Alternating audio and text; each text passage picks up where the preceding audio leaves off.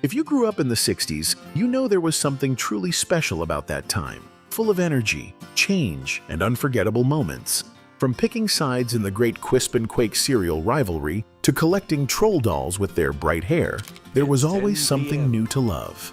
Today, I'm taking you through 20 things that made the 60s truly unforgettable. Let's see how many you remember. Back in the 60s, aluminum Christmas trees felt like the future, bright, shiny, and completely different from anything we'd seen before. Instead of lights, there was that noisy color wheel, spinning slowly and casting red, green, and blue across the silver branches. Folks warned not to hang string lights, you might get zapped. Even touching it could give you a little static jolt. It didn't need much decoration, it already caught your eye just the way it was. When the Super Ball came out in the early 60s, it felt like something from the future. You'd bounce it once, and it would shoot off in some wild direction, over fences, onto rooftops, even through the occasional window. A lot of kids lost theirs within minutes of getting one. You'd see it bounce, and then it was just gone. I think a few Super Balls from back then are still orbiting the Earth. It was simple, fast, and a little unpredictable, just like being a kid in that era. Troll dolls first popped up in the early 60s, and somehow we couldn't get enough of them. With their wild neon hair, wide eyes, and permanently surprised faces, they were weird, lovable, and just a little creepy. Some people collected dozens, others couldn't stand them. But no matter where you stood, trolls were everywhere, on desks, keychains, even pencil tops. Then they faded, until Hollywood brought them back. Today's kids know the movie version, but most have no idea these little weirdos have been around for over 60 years. Space Food Sticks, the energy snack from U.S. Aerospace Research and Pillsbury. In the 60s, nothing was cooler than space, and Space Food Sticks made us feel like part of the mission. Pillsbury created them for real astronauts, designed to be eaten without removing a helmet. For us kids, that was all we needed to hear. They looked futuristic, tasted like chocolate or peanut butter, and came in shiny wrappers that felt straight from NASA. One bite, and you instantly felt a little closer to the stars. Twister wasn't just a game, it was a party. That big plastic mat, the spinning wheel, everyone tangled up and laughing on the floor, it was pure fun.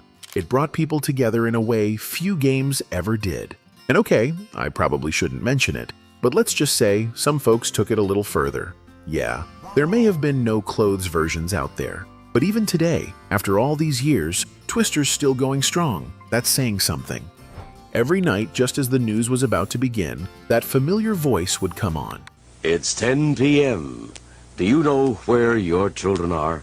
It wasn't dramatic or loud, but it made you pause. Parents would glance around, maybe double-check that we were home as the day wound down. It was just a short message, but somehow it stuck.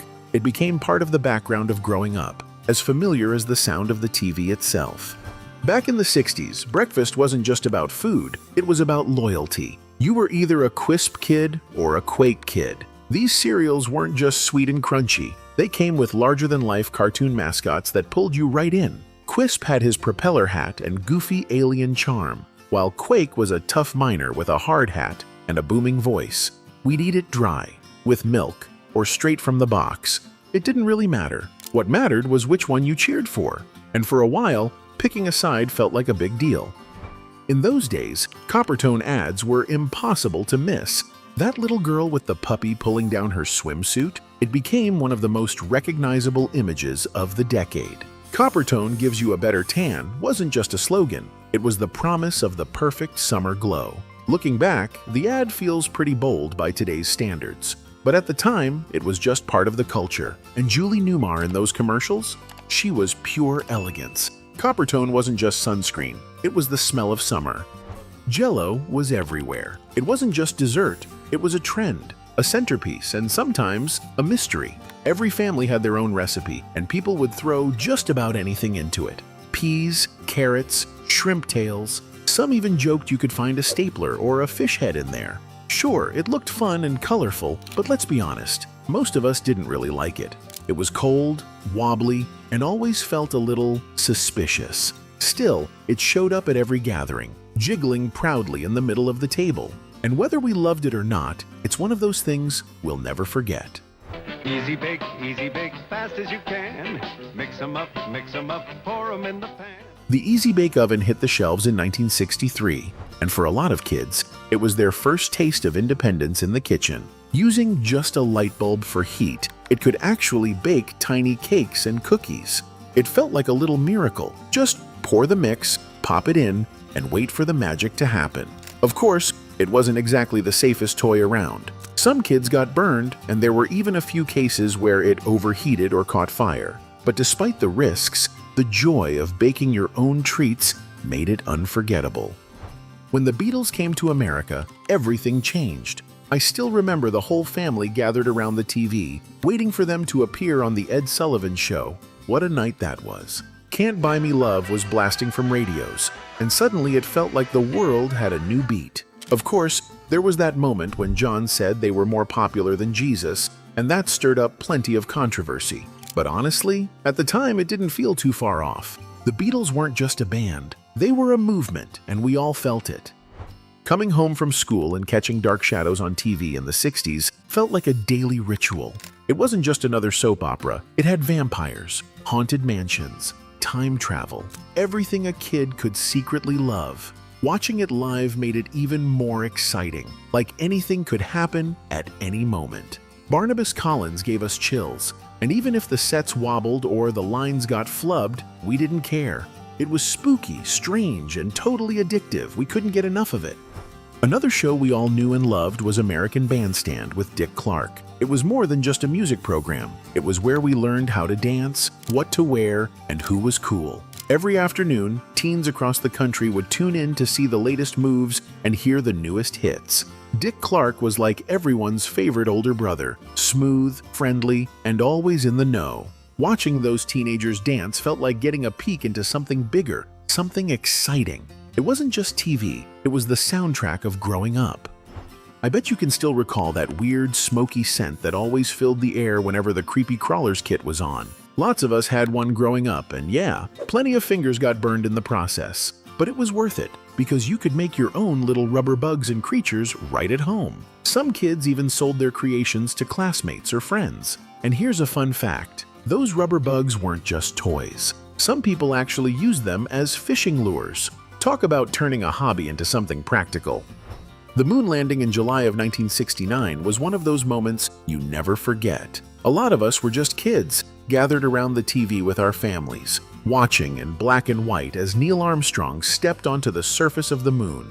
We didn't fully understand the science, but we knew it was something huge. And let's be honest, it's also when some of us finally realized the moon wasn't actually made of cheese. It felt like anything was possible after that. Some kids even ran outside, looking up and wondering if they could spot the astronauts up there.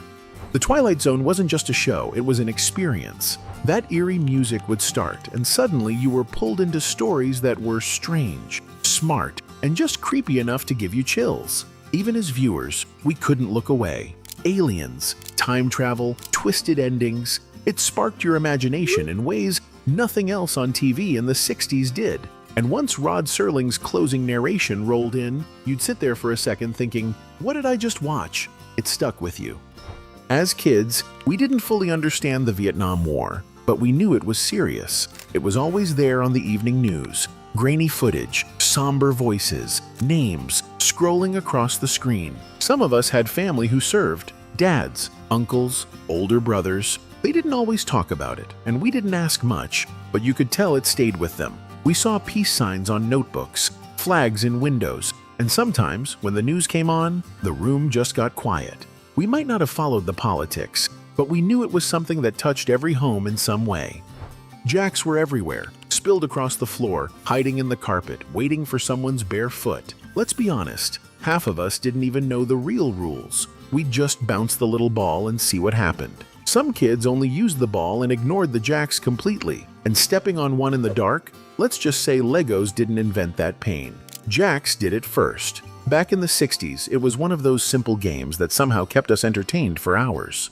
Jiffy Pop was a camping classic. Just about everyone brought it along on a trip at some point. You'd hold it over the fire, listening to the first few pops, hoping it wouldn't burn too much. Sometimes it did, but we ate it anyway. What really made it fun was watching that silver dome slowly rise and puff up. It felt like a little science experiment you could eat. Simple, a little messy, and something we always looked forward to. There was something special about those little Hot Wheels cars. The details, the weight, the way they zipped across the floor or flew off the track, it felt like real racing in miniature. We'd spend hours setting up stunts, timing runs, or just crashing them for fun. And if you still have a few from back then, you might be surprised. Some of those originals are worth serious money now. Not bad for something we used to launch down the stairs. If you enjoyed this look back, be sure to subscribe so you don't miss the next video. I always enjoy reading your memories. Let me know what stood out to you most from the 60s in the comments. Thanks again for watching.